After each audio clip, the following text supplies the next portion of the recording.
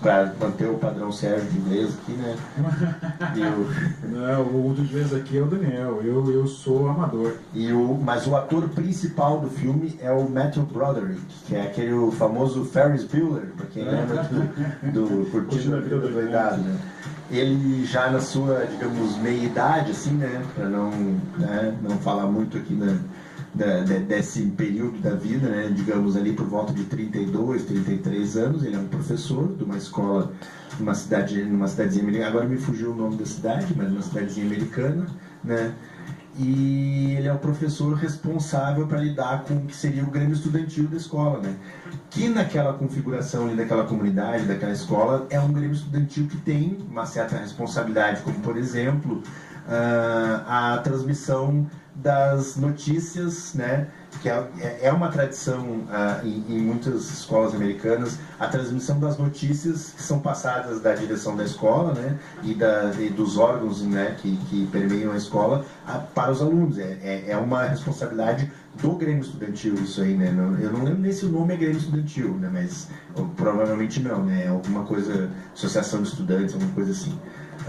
E tem uma aluna, né, que é o papel da Reese, né, que é, se eu não estou enganado, é Tracy o nome dela, né, e ela é aquela aluna exatamente com aquela visão de que eu tenho que ser líder, né, eu tenho que ser protagonista porque eu vou ter sucesso na vida, não sou que nem essa ralé aí, né, que ela mesmo se coloca nesse papel, andar sempre com o nariz em pé. Aliás, a atuação da Reese é sensacional, assim, ela encarnou mesmo aquele personagem, muito, muito legal a atuação dela, né? E ela é aquela aluna, né, como eu estava dizendo, que se coloca no papel de protagonista, né, de ser líder, né, ela sempre se coloca na liderança, ela já é a presidente desse Grêmio Estudantil, né, e vão ter eleições para escolher uma nova diretoria do Grêmio Estudantil. E o professor, que é o papel do Broderick, né, ele é o que organiza essa eleição. Né, ele vai ter que, e já desde o momento que ele é escolhido para esse papel pelo diretor, ele já reclama que ele não quer lidar com essa moça, porque aquela moça, aquela menina com aquela visão ambiciosa dela, com aquela visão de utilizar a política como degrau, né, como utilizar o Grêmio Estudantil como degrau para chegar, né, a setores mais elevados da política ou da vida pessoal, no caso profissional dela. Ele tem asco disso, ele demonstra isso dentro do filme, que ele tem asco dessa visão, né? E ele não quer trabalhar com ela. E o diretor bate o pé e obriga ele. Não, tu tradicionalmente é o professor que lida, né? Tu é o professor dessa cátedra, né? dessa disciplina, e tu vai trabalhar com isso, tu vai lidar com a eleição. Então ele, muito a contragosto, né? Entra nesse jogo eleitoral e começa a acompanhar a eleição, e o filme vai mostrando que a moça, além de ser ambiciosa, extremamente ambiciosa, ela utiliza o jogo político conforme, né, o que ela acha correto. Ela induz um rapaz que é extremamente limitado, né, intelectualmente limitado, né, mas que é um líder, ele é o chefe dos jogadores do time de futebol, né, o capitão do time de futebol, um cara popular. Ela induz ele a participar da eleição como adversário para ser um adversário fácil de ser derrotado por ela, né. Então ela pega uma das ações delas, assim, dessa moça aí durante a eleição, por exemplo, é rasgar os cartazes dele quando ele se torna um candidato forte, a contragosto dela. Ela achou que ele não ia se tornar um candidato forte, só que por algumas ações dentro do filme, né, algumas questões, como o caso dele quebrar o pé, assim, ele se torna ainda muito mais popular, né, e ele acaba tomando uma proporção, a candidatura dele muito grande, e começa a fazer risco para a candidatura dela, né, que ela já contava como ganha, né, a reeleição. Então ela começa a usar de expedientes escusos, rasgar os cartazes dele, né, pintar, pichar coisas contra ele, tudo isso na calada da noite, né.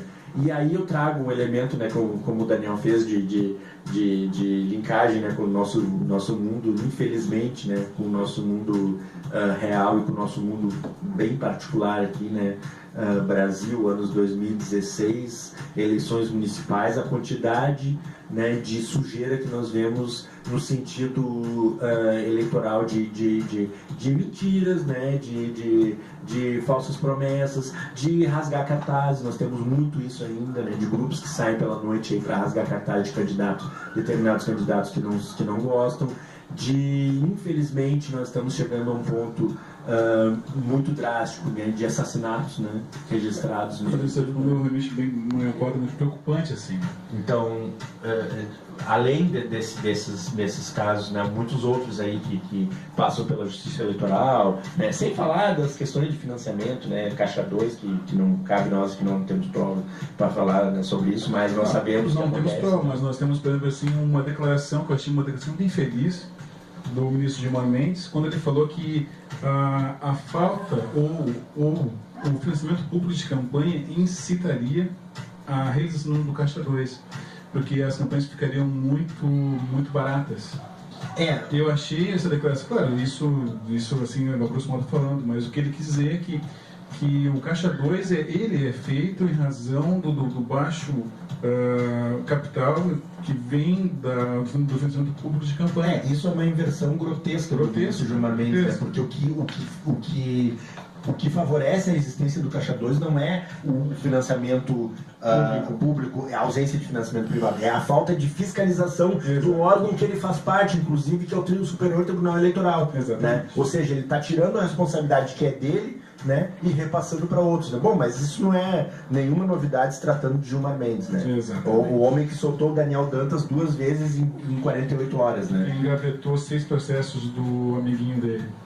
Então, voltando, né, então essa questão que nós estamos falando aqui, que é a sujeira na política, né, a sujeira no sentido de subverter as regras que estão colocadas, né, as regras que são ditadas aqui no Brasil, no caso, pelos tribunais eleitorais, né, mas nos Estados Unidos tem as suas próprias regras, sua própria configuração política.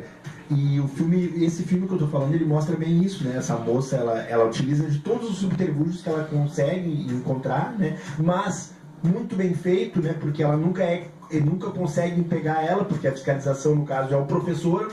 Esse professor, que é o Matthew Broderick, ele representa a fiscalização eleitoral na escola, né? E ela está sempre um passo à frente, ele não consegue pegar ela.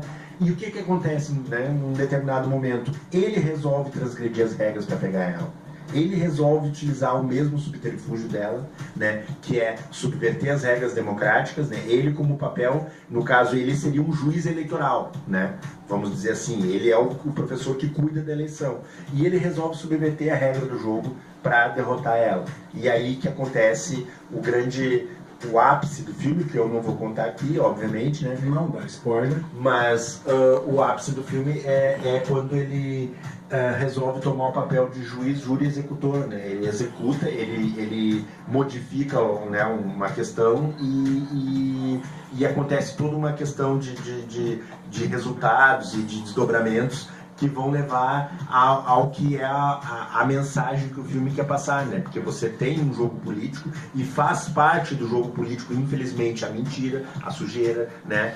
A utilização de expedientes, claro, né, gente, eu tô falando na questão, quando nós estamos falando em política, não em bandidagem, isso é outra coisa, né? Assassinatos e utilização de armas de fogo, ameaças, coações, coerções, isso é outra coisa. Eu estou falando da utilização de argumentos, a utilização de expedientes que não seriam os expedientes mais desejáveis dentro de um jogo político de alto nível, né?